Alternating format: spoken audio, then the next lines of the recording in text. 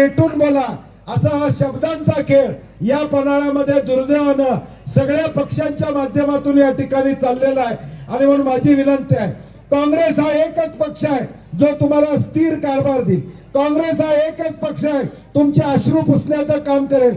काँग्रेस हा एकच पक्ष आहे तुमच्या दुःखामध्ये तुमच्या बरोबर सावलीसारखा या ठिकाणी उभा राहील आणि या दुःखामध्ये या सगळ्या अडीअडचणीच्या काळामध्ये या जिल्ह्यामध्ये ताकदीनं काँग्रेस उभी करायची असेल तर मला आशीर्वाद दिला पाहिजे, मला ताकद दिली पाहिजे। आज बंटी पाटील पायाला भिंगरी लावून या जिल्ह्यामध्ये फिरतोय।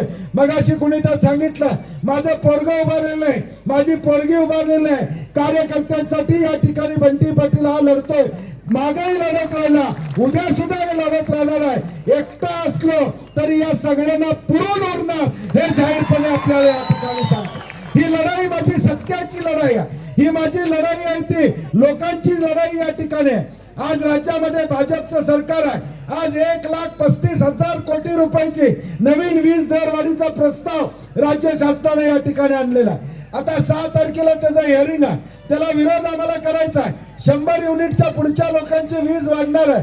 ज्यांनी सोलर बसवलंय, सोलर कोणी कोणी बसवलंय जरा हात वर करा, करा की उत्तम तुझ्याकडे बसवलंय सोलर। ज्यांच्या घरला बसवलायचा आता नवीन नियम आलाय, सोलरची लाईट दिवसा वापरायची, रात्री वापरता येणार नाही।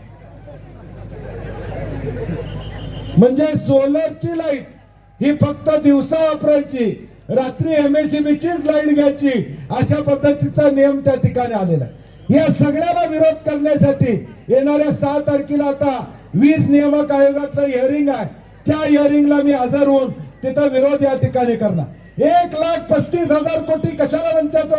1,35,000 कोटीची दरवाढ MSEB ने मागितलेली आहे, वीज नियामक आयोगाकडे मागणी केलेली आहे आणि त्याचा हिअरिंग 6 तारखेला आहे।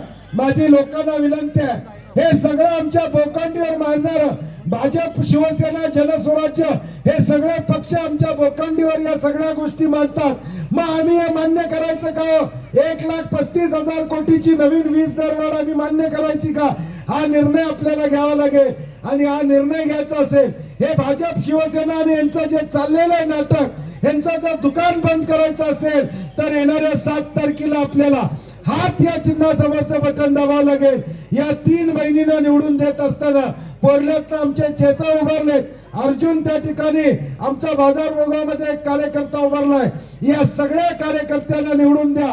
मी आज जो या ठिकाणी येवलूज मध्ये आलेला आहे, पूर्वी राजाराम कारखान्याच्या निमित्तानं आलो, राहुल पाटलाच्या प्रचाराच्या निमित्तानं या ठिकाणी आलो, आता आलोय ते हिमालयाची ताकद तुमच्या पाठीमागे उभी करण्यासाठी, लागेल ती मदत तुम्हाला देण्यासाठी आणि जिथं अडचण येईल तिथं बंटी पाटील तुमच्या बरोबर आहे हे सांगण्यासाठी आलेलं आहे। आणि म्हणून येणाऱ्या 7 तारखेला हात या चिन्हासमोरचं बटन दाबा आणि आमच्या सगळ्या उमेदवारांना निवडून द्या एवढी विनंती करतो आणि माझे 2 शब्द संपवतो। जय हिंद, जय भारत।